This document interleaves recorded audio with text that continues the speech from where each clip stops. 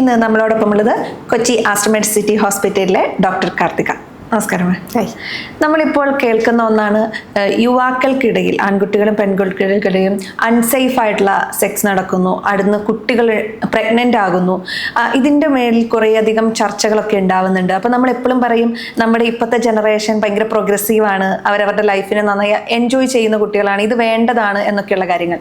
ആ ചർച്ചകൾ അവിടെ തന്നെ നിൽക്കട്ടെ. അതിനോടൊപ്പം ചേർത്ത് ചോദിക്കട്ടെ, ഈ IPL കഴിക്കുക, ഗർഭനിരോധനത്തിന് വേണ്ടിയിട്ട് അല്ലെങ്കിൽ പ്രഗ്നൻ്റ് ആവാതിരിക്കാൻ വേണ്ടി കുട്ടികൾ IPL കഴിക്കുക ഒരു രീതിയുണ്ട്. ഇതാണ് നമ്മൾ മെഡിക്കൽ ഷോപ്പിൽ ചെന്ന് ചോദിച്ചിട്ടുണ്ടെങ്കിൽ ഒരു ഡോക്ടറുടെ പ്രിസ്ക്രിപ്ഷൻ പോലും ഇല്ലാതെ നമുക്ക് കിട്ടുകയും ചെയ്യും. അപ്പം ഇത്തരം കുറിപ്പ് പോലും ഇല്ലാതെ ഒരു മരുന്ന് കഴിക്കുന്നത് എത്രത്തോളം നമ്മുടെ ശരീരത്തെയും നമ്മുടെ ജീവിതത്തെയും ഒക്കെ ബാധിക്കും? IPL ഒരു എമർജൻസി കോൺട്രസെപ്റ്റീവ് പില്ലാണ്. അതൊരു റെഗുലർ യൂസിന് വേണ്ടിയിട്ടുള്ള ടാബ്ലറ്റ് അല്ല. നമ്മുടെ ഇപ്പോഴത്തെ ഒരു ട്രെൻഡ് എന്ന് പറഞ്ഞാൽ ഒരു അൺപ്രൊട്ടക്റ്റഡ് ഇൻ്റർകോഴ്സ് വന്നു കഴിഞ്ഞാൽ IPL കഴിക്കുക, പിന്നെ അടുത്തൊരു ഇൻ്റർകോഴ്സ് വരുമ്പോൾ വീണ്ടും IPL കഴിക്കുക. അപ്പോൾ ഒരു ആഴ്ചയിൽ 2-3 പ്രാവശ്യമൊക്കെ IPL കഴിച്ചിട്ട് വരുന്നവരെ നമുക്ക് കാണാൻ പറ്റുന്നുണ്ട്. പക്ഷേ ഈ IPL എന്ന് പറഞ്ഞ ടാബ്ലറ്റിൽ ആക്ച്വലി ഹോർമോൺസ് ഹൈ ലെവലിലാണുള്ളത്. നമ്മൾ സാധാരണ കഴിക്കുന്ന കോൺട്രാസെപ്റ്റീവ് ഡെയിലി കഴിക്കുന്ന പിൽസിലാണെങ്കിൽ ഈ ഹോർമോൺസിൻ്റെ അളവ് വളരെ കുറവുമാണ്. അപ്പം നമ്മൾ ഈ അൺവാണ്ടഡ് പ്രഗ്നൻസീസ് ആയിട്ട് ടെർമിനേഷൻ വരുന്ന ഒരുപാട് പേരുണ്ട്. ടെർമിനേഷൻ എന്ന് പറഞ്ഞാൽ നമ്മളൊരു MTP ചെയ്യാന്ന് പറഞ്ഞാൽ അതിന് അതിൻ്റേതായ സൈഡ് ഇഫക്ട്സും കാര്യങ്ങളും ഒക്കെ ഉണ്ട്. അപ്പോൾ എപ്പോഴും സേഫ് സെക്സ് ആണ് നമ്മൾ അഡ്വൈസ് ചെയ്യുക. സേഫ് സെക്സ് എന്ന് പറഞ്ഞാൽ ഒന്ന് അഡിക്വേറ്റ് കോൺട്രാസെപ്ഷൻ യൂസ് ചെയ്യുക rather than going for IPL പോലെയുള്ള സാധനങ്ങൾ which has a high failure rate. ഒന്ന് നമ്മളിത് ഐഡിയലി ഒരു 24 അവേഴ്സിനുള്ളിൽ കഴിക്കണം. അറ്റ്ലീസ്റ്റ് മാക്സിമം ഒരു 72 അവേഴ്സിൻ്റെ ഉള്ളിൽ കഴിച്ചാൽ മാത്രമേ ഇതിനൊരു എഫക്റ്റീവ്നെസ് ഉള്ളൂ. But still it has a high failure rate. പിന്നെ നമ്മളൊരു കോൺട്രാസെപ്റ്റീവ് മെത്തേഡായിട്ട് ഇത് യൂസ് ചെയ്യാൻ പാടില്ല. The name itself is an emergency contraception.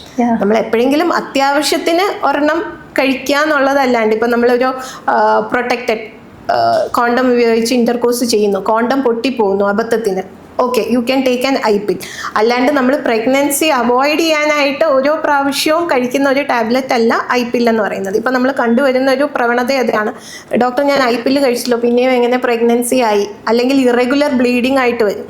അപ്പോൾ നമ്മൾ ഈ ഹിസ്റ്ററി എടുക്കുമ്പോഴായിരിക്കും അവസാനം പറയാം അത് ഞാനൊരു 3-4 IPL കഴിഞ്ഞ ആഴ്ച കഴിച്ചിരുന്നു എന്ന് പറയും. അപ്പോൾ ഈ ഇറഗുലർ ബ്ലീഡിങ് ഇതെല്ലാം ഉണ്ടാക്കാം. അപ്പം പിന്നെ നമ്മൾ ഈ കോൺട്രാസെപ്റ്റീവ് മെത്തേഡ്സ് ഓറലായിട്ട് കഴിക്കുമ്പോൾ അതിൽ കോൺട്രാസെപ്ഷൻ മാത്രമേ നടക്കുന്നുള്ളൂ. Actually you are not giving protection. നമുക്കിപ്പോൾ ഒരു മൾട്ടിപ്പിൾ പാർട്ട്നേഴ്സ് ഉണ്ട്, അല്ലെങ്കിൽ യു ആർ ഹാവിങ് ഒരു once in a while you are having a sexual contact. അങ്ങനെയാണെങ്കിൽ നമുക്ക് നമ്മുടെ പാർട്ട്ണറിനെ അറിയില്ല എന്തൊക്കെ അസുഖങ്ങളുണ്ട്. കാരണം ഒരുപാട് സെക്ഷലി ട്രാൻസ്മിറ്റഡ് ഡിസീസസ് ഉണ്ട്, ഇൻക്ലൂഡിങ് HIV, HBS, AG, ഇതെല്ലാം സെക്ഷലി ട്രാൻസ്മിറ്റഡ് ഡിസീസസ് ആണ്. വിച്ച് ആക്ച്വലി VDRL, സിഫിലിസ് പോലെയുള്ള അസുഖങ്ങളൊക്കെ ഇടയിൽ കുറഞ്ഞു വന്നതാണെങ്കിലും ഇപ്പോൾ വീണ്ടും അത് ഓൺ ദ റൈസ് ആണ് because of this unprotected sexual intercourse with multiple sexual partners.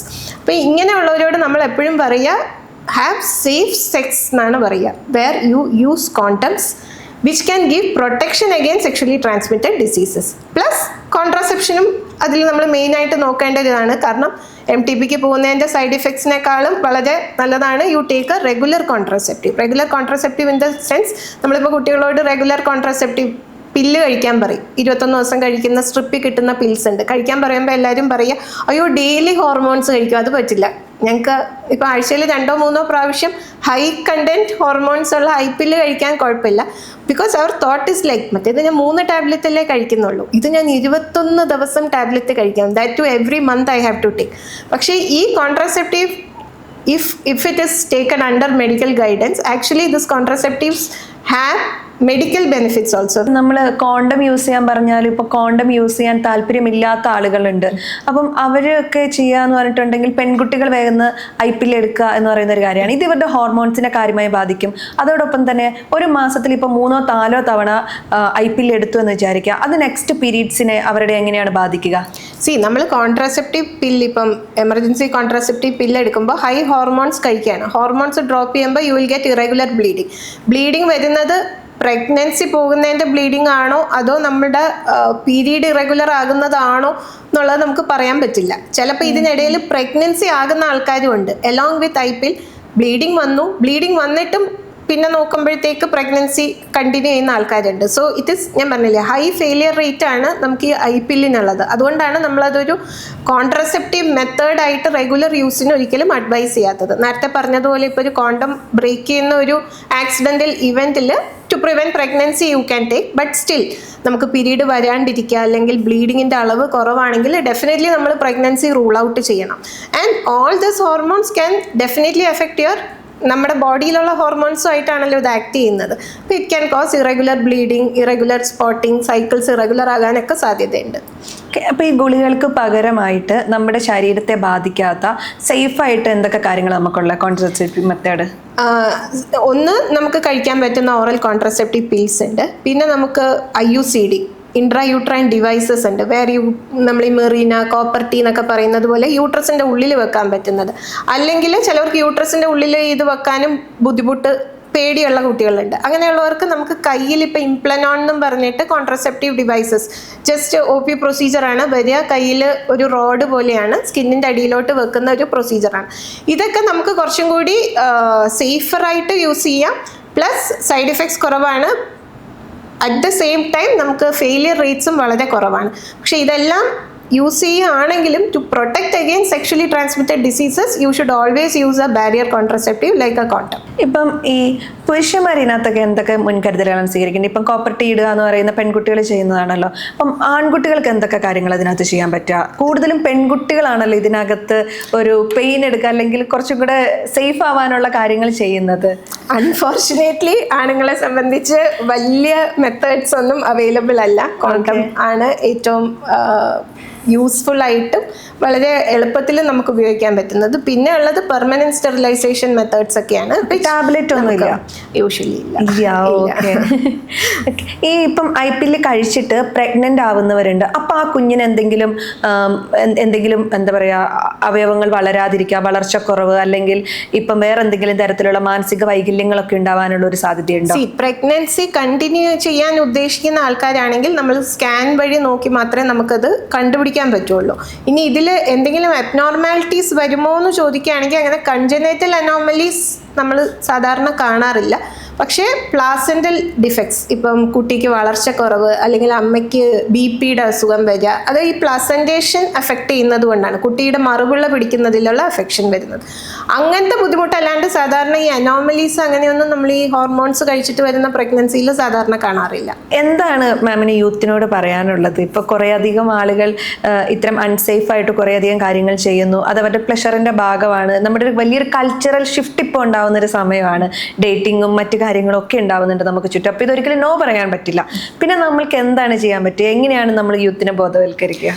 only advice I can give them is safe sex, which is barrier contraceptives have to be included. Even ഇപ്പോൾ ഈ human papilloma virus, HPV virus എന്ന് പറഞ്ഞിട്ട് നമുക്ക് ഈ cancer cervix ഉണ്ടാക്കുന്ന ഒരു virus ഉണ്ട്.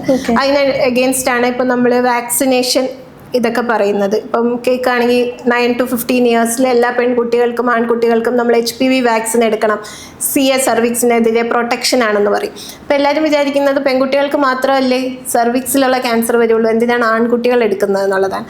ആൺകുട്ടികൾക്ക് ഈ സെയിം വാക്സിൻ തന്നെ oral cancer, penile cancer, anal cancer, throat cancer, ഇതിനും ഒക്കെ പ്രൊട്ടക്ഷൻ ഉണ്ട്. ഈവൻ ഒരു ഓറൽ സെക്സ് ചെയ്യുമ്പോൾ വരെ ഇപ്പം നമുക്ക് നോക്കുകയാണെങ്കിൽ ഫ്ലേവേർഡ് കോണ്ടംസ് ഉണ്ട്. എന്തിനാ flavoured condoms? So it is actually oral sex ചെയ്യുമ്പോഴും ഈ ട്രാൻസ്മിഷൻ, സെക്ഷലി ട്രാൻസ്മിറ്റഡ് ഡിസീസസിൻ്റെ പോസിബിലിറ്റീസ് ഉണ്ട്. അത് നമ്മൾ വേണ്ടാന്ന് പറഞ്ഞാൽ ചെയ്യില്ല. അപ്പം അതിനൊരു പ്രൊട്ടക്ഷൻ വേണ്ടിയിട്ടാണ് ഇപ്പം ഫ്ലേവേർഡ് കോണ്ടംസ് വരെ മാർക്കറ്റിൽ അവൈലബിൾ ആയിട്ടുള്ളത്. സോ ഓൾവേസ് സെക്സ് ചെയ്യേണ്ടെന്നല്ല, always practise safe sex. You stay safe as well as keep your partner safe. നമ്മൾ കൂട്ടത്തിൽ ഭയങ്കര ഫണ്ണായി പറയുന്ന കാര്യമാണ് ഇപ്പോൾ പ്രഗ്നൻ്റ് ആയി കഴിഞ്ഞാൽ കപ്ലങ്ങ കഴിക്കുക, പൈനാപ്പിൾ കഴിക്കുക, ഇത്തരം കാര്യങ്ങളൊക്കെ ചെയ്യുക എന്നുള്ളത്.